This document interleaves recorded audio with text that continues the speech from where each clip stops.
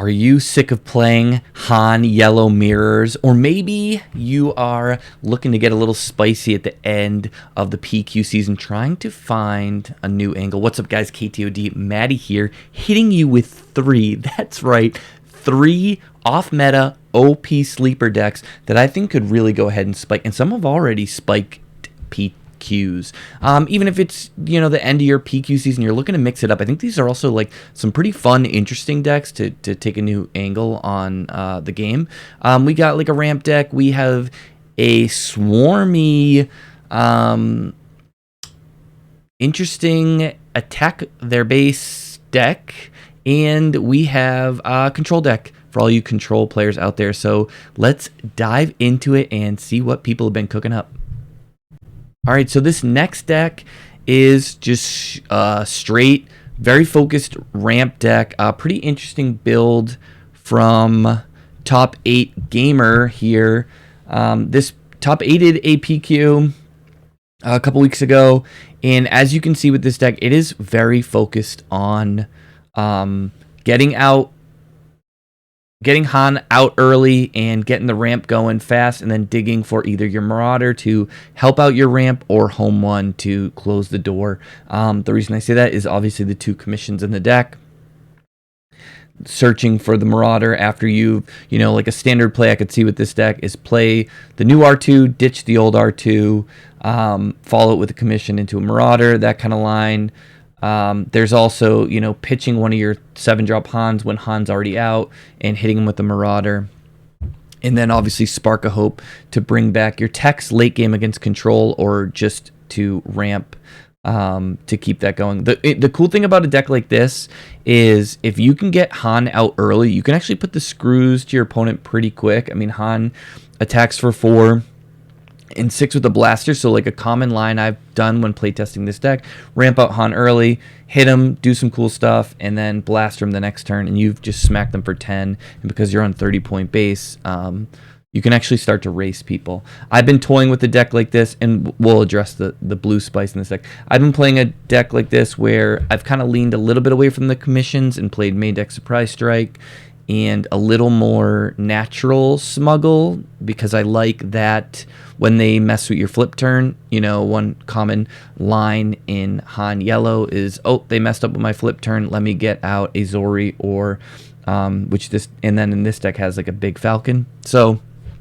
that insulates yourself a little bit from the disruption. But I love a linear deck. I've preached this in my coaching sessions, and I'm going to address it in a video, but I think linear is good. I think when there's a deck that's designed to do one very specific thing, it leads you to understand how the deck operates and make more crisp decisions. The more decision trees we have, the harder it is, and the more chances we have for mistakes. So when things are linear, you can actually play a lot tighter. It's just, a matchup spread kind of thing. Coming back to the deck list, obviously, hitting Ewing Reinforcement into a Luke is a big play for this deck, and a pretty strong one. I think Luke's in a great spot. I think the problem with Luke is the meta's pretty fast and pretty disruptive, so getting him out on curve might be too slow, or it might be thwarted. So I love the idea of Ewing Reinforcement into Luke.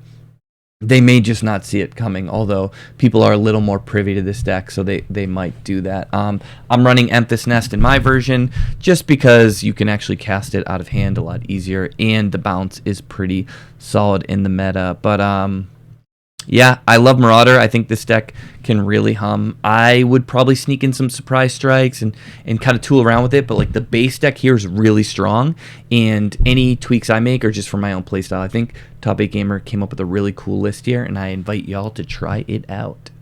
And another thing I really like about this Han deck is how it can attack the meta.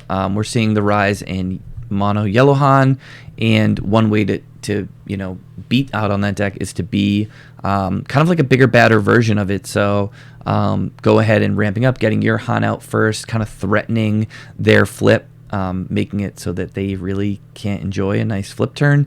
Whether it's the main deck Leia's or getting ahead and having the U-Wing that can pull, your Han Solo or your Luke to kind of stop them in their tracks.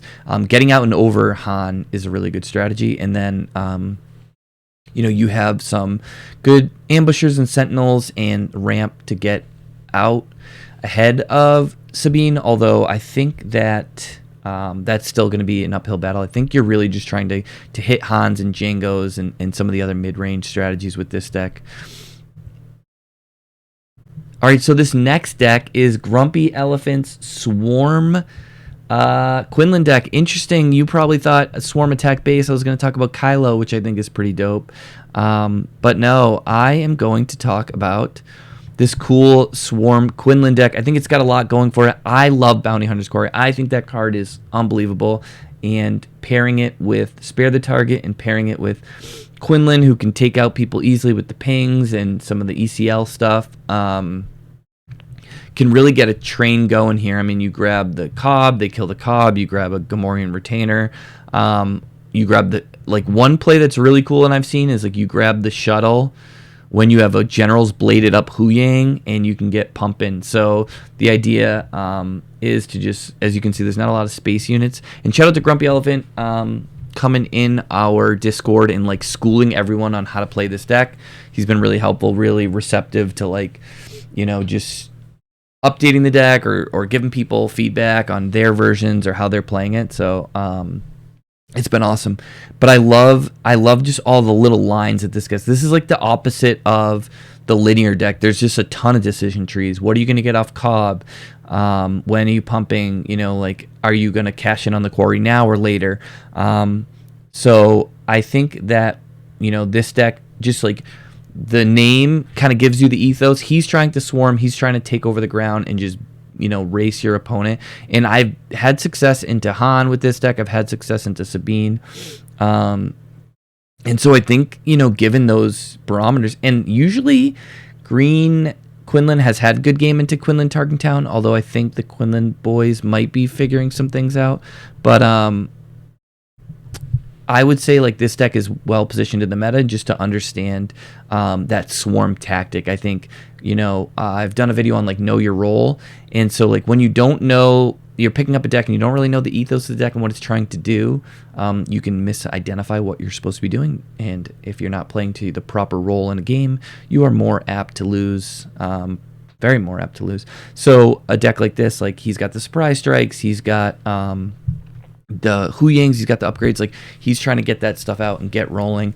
And I think that's awesome, and I think it's a really cool strategy. And I love that with Cobb Vanth and Bounty Hunter's Quarry, you're a little more I wouldn't say immune to control, but, like, you know, they can sometimes only deal with one thing. You're presenting multiple threats. You're just kind of wearing them down.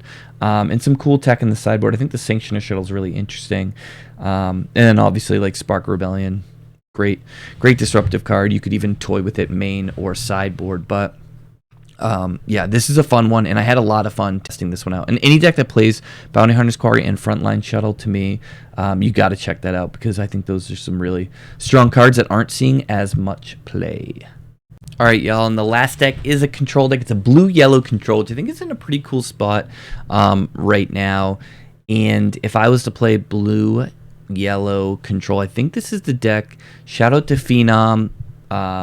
Crushes a PQ and then comes into the Discord. Super helpful. Posts the list. Kind of schools everyone on it. And I really like this Cad Bane blue list. I think, man, I think it does a lot of really cool things. I think it can fight the early game pretty well with some of the McClunky stuff. And, you know, like a Pike Sentinel that comes in, pings something, and then presents a really interesting question of, like, can they trade effectively into it anymore because of the ping, is really cool. The one of Relentless Pursuit, you know, an ode to, like, fighting against aggro or you know, using your CAD to capture something. He's a little more sticky. But then it also has, like, a really good late game package, right? It plays all the good blue bombs, and it plays Cad Bane unit, who's kind of nuts. And then you also have a mill package available to you with Bounty Hunter's Crew, Vigilance, and McClunky, and a restock to win out the war. So I think, like, it's a rare case where I think this deck does...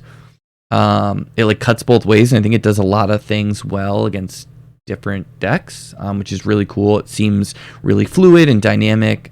There's obviously ways that you could upgrade it, whether you want to go... One card I'm really high on is Enticing Reward, so you could easily play some Enticing Rewards in the sideboard against other control matchups. You could pump up the number of Super Laser Blasts if you want to play it a little more control-y.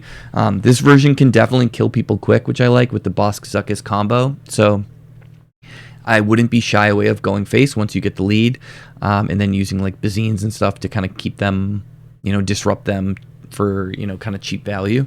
But yeah, I think that, we are going to see the meta kind of shape around Han 1 a little bit. And I think Sabine had a good weekend, but Han 1 is obviously the culprit, which means if you're going to fight Han 1, you're not going to generally go under it, right? You're going to try to go over it and try to disrupt it. So if you are kind of positioning yourself in a metagame where, it's going later, right? It's going more mid-range. It's going to try to stop something like Han 1, then you can go over them and you can still keep your percentage points against aggro, and you don't lose much because like McClunky Bounty Hunter Crew is such a strong late game, maneuver, right? Into mill matchup. So like, I think this is a perfect deck to try to go and spike a PQ, and that's what this video is about. It's about finding these kind of sleeper decks that aren't going to be as teched against and aren't going to be as present in people's minds. So they might not know how to play against it. You can steal wins that way.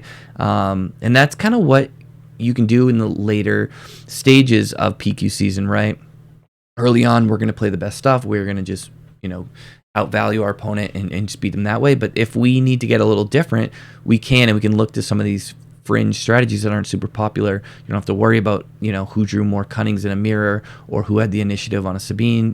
It's more than that, but that's kind of boiling down some simple concepts there. But yeah, I think that this deck could really shine in similar strategies. We could see the rise in Bossk again, although I think that Han matchup is tough, so probably finding a way to navigate that. That's not to say, you shouldn't play Han or Django or Sabine if that's kind of your jam. This is for people who want to get a little different, or people who are just saying, hey, what is out there? What should I be teching against? Like, what are some of the fringe decks? We talk about deck selection. We talk about prep. It's good to be aware of what's out there just to be better prepared for your PQ. So when you see the blue, the blue Cad Bane guy who picks it up from this video, you could be at least a little more knowledgeable about what they got going on. But yeah, I think these are 3 great decks that you could take. And if you get the right matchups and get a good top 8 kind of run, you could easily take it down. So yeah, let me know how it goes. Hit me in the comments for what you think a good sleeper deck for the late PQ season is, one that I might have missed. And if you try any of these, please let me know. See ya.